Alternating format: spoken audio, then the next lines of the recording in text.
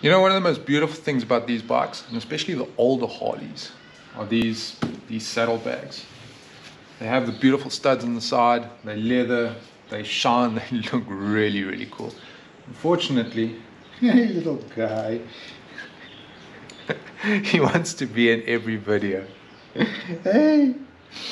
Unfortunately, the problem is, after 25 years, the ends start to pull up and they start looking a little bit old and worse for wear. But lucky, we can fix them. That's next on my list. Okay, so before we go any further, let me show you what the bags look like when they were finished, and then you can decide if you want to watch the rest of the video and maybe give your bags a bash to refurbish them. By the way, I spent probably about 20 bucks on doing this, so there was no major expenses. This is all done with stuff that I have lying around the house. So my bags turned out like this. You can see the lid fits beautifully over the end. There's no leather that's folding up in any place. It actually, I think it came out really, really nice. The biggest problem that I had, well, there were a couple of problems that I had fixing up these bags. Getting them off of the bike was horrific. They have these bolts that go through the back fender, and the nut is on the inside the fender itself. And I don't have the biggest hands in the world, but I don't have the smallest hands in the world. And I battled to get my hands in there in the spanner. So this bolting arrangement to hold the frame into place was completely redesigned, and I machined new bolts, but that's a video for another day. Then a number of the spacers for the grommets, the rubber grommets, they were replaced with something that didn't fit the bike and was actually doing a bit of damage, but I'll get to that now. So new ones were machined to replace the ones that was replaced at some point in the bike's life. So there was a little bit of machining there. Then talking about the spacers for the grommets, unfortunately the plastic at the back of the bags was a little bit cracked because of the poor use of grommets. So I used a soldering iron and did a bit of plastic welding to sort that out, which is a relatively easy job. So the plastic at the back was plastic welded and fixed up all nicely. Then the frames itself, they had a weird locking mechanism or locking eye in the middle of the frame that pushed through the plastic at the back. That unfortunately scratched the stuff inside the bag, so I cut that off. And then there was one or two places where the frames were damaged because of rust, so that got cleaned off, and the frame got a new spray job, which looks quite nice. And that's just normal 2K paint, so nothing expensive there. Then the bag itself. Getting that leather to fold down. Remember how badly it folded up. Easiest way to do that is just dunking it in some hot water. And I did that the other day, and it went a little something like this.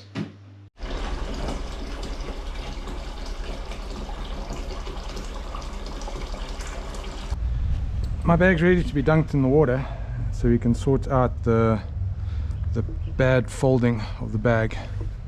You can see the edges are coming up.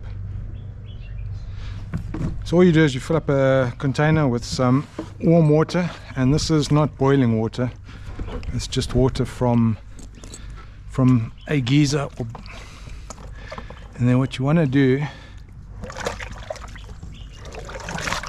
is you want to fold the sides in the hot water in the direction that you want them to bend. Like so.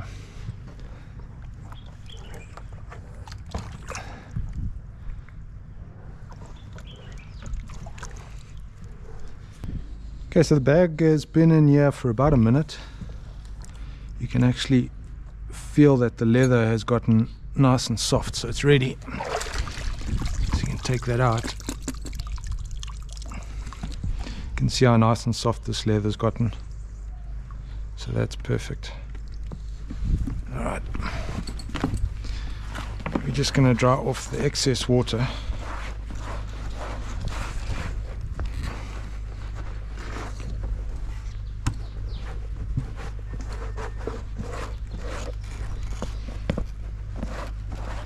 You can actually feel how soft this leather has gotten, so this will fold nicely.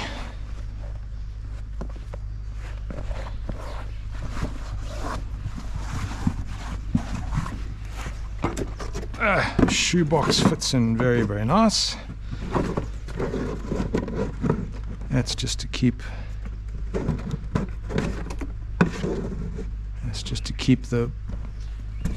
a nice shape. You might just put a little bit of newspaper on the inside here. There we go. And put the cover on, like so. And now you can manually shape the leather to like we want it.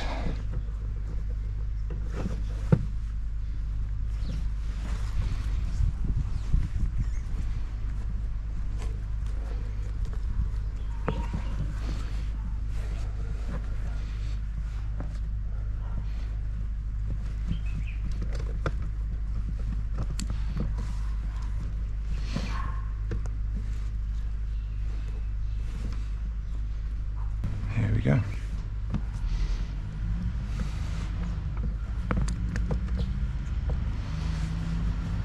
And then if this is placed out of the sun at room temperature and allowed to dry, it'll keep this shape quite nicely. Right, so now the bags are out of the water. They were just kept in a dry place, not in the sun at room temperature, and they were allowed to rest until they were dried. They didn't dry quickly, they dried at room temperature really, really slowly. So the bags are currently dry and they've folded beautifully. Then the leather needs to be treated because you don't want it to get wet and stand in the sun and the same thing happen again. Now there's a number of proprietary products on the market and everyone has their own say and ideas of what leather products to use, and Harley Davidson have their own leather products that cost a fortune that I can't afford anyway. But I use normal shoe polish. I've used it for years on many of my vintage bike leathers, and it works really, really well. It fills up the cracks and it actually protects the leather really, really well against weathering. So all the cracks are filled up, it gets a nice coat of shoe polish and then brushed up. After it's brushed up, a nice lint-free cloth goes over the bag again, and that cleans up all the studs. So there's no particular added effort that I put into to clean up the studs after I've applied the polish. They actually clean up really nicely if you rub them down with a cloth. And that's what the bag looks like. I am really, really chuffed with how the bags came out. They are ready to go onto the bike. And my new quick change system will make putting them on the bike and taking them off the bike really, really easy. So they can go on the bike when I want them. They can be taken off when I don't want them, which is really cool. Yeah, I hope you enjoyed the video. Thanks for watching, guys.